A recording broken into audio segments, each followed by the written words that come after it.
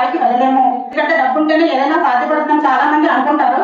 But అలా కాకుండా మీకు తెలుసు గిరిజన ప్రాంతం అంటే ట్రైబల్ ఏరియాస్ లో ఎలా ఉంటుందని చెప్పి కొన్ని కొండ ప్రాంతాల్లో ఇప్పటికీ కూడా మంచి సౌకర్యాలు లేవు, బస్ సౌకర్యం కూడా లేదు. సో అలాంటి ప్రాంతంలో పుట్టిన ఒక అమ్మాయి వాళ్ళ ఊర్లో ఒక 7th క్లాస్ వరకు మాత్రమే స్కూల్ ఉంది. సో వాళ్ళ నాన్నగారితో చెప్పింది, నేను ఉన్నత చదువులు చదవాలి, నాకు అవకాశం కల్పించండి అంటే వాళ్ళ నాన్నగారు ఆ రోజుల్లో ఏమన్నారంటే, సిటీ గురించి కానీ పై ఉన్నత విద్య గురించి కానీ నాకు ఏమీ తెలియదు. సో నువ్వు ఈ రోజు కరెక్ట్ గా వస్తున్నారు ఇక్కడికి, మీరు ఆ కలెక్టర్ గారితో మాట్లాడి నువ్వే డైరెక్ట్ గా నీ ఉన్నత విద్య గురించి వాళ్ళని అడగండి.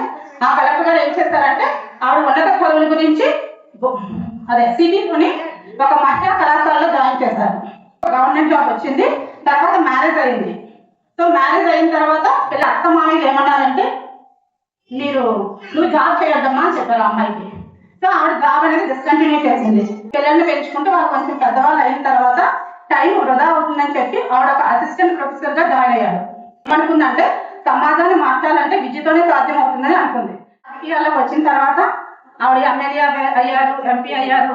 ఈ రోజు మీ అందరికీ తెలుసు దేశంలోనే అత్యున్నత స్థానం ఏంటి ఎవరైనా చెప్తారా? ప్రైజ్ తీసుకునే స్థానం ఏంటి? ప్రైజ్ అవార్డులు, భారతరత్న ఇలాంటి అత్యున్నతమైన పురస్కారాలని వేరే వాళ్ళకి అందించే స్థాయిలో ఉన్నారు. అంటే పేదరికం వల్ల మనం అక్కడే ఉండిపోము, మనం కూడా ఎదగొచ్చు అనడానికి బెస్ట్ ఎగ్జాంపుల్ మన రాష్ట్రపతి ద్రౌపది ముర్ము.